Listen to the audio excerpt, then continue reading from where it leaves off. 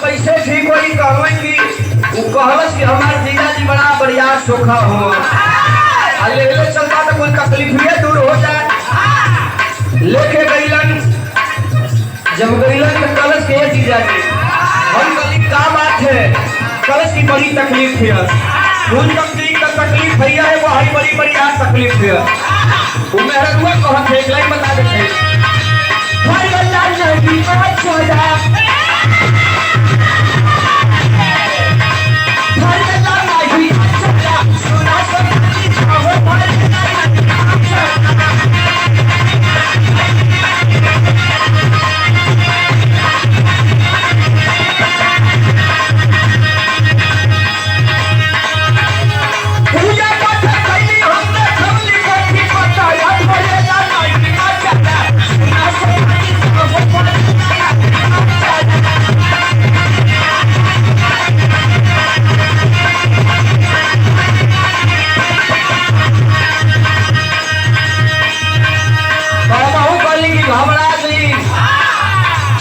देवता पूजले साला लगाए के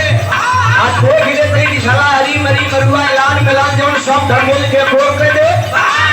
और कुल तकलीफ दूर हो जाई, सुखी सुखी परिवार हो जाई। तो हम बोले कि भाई देखा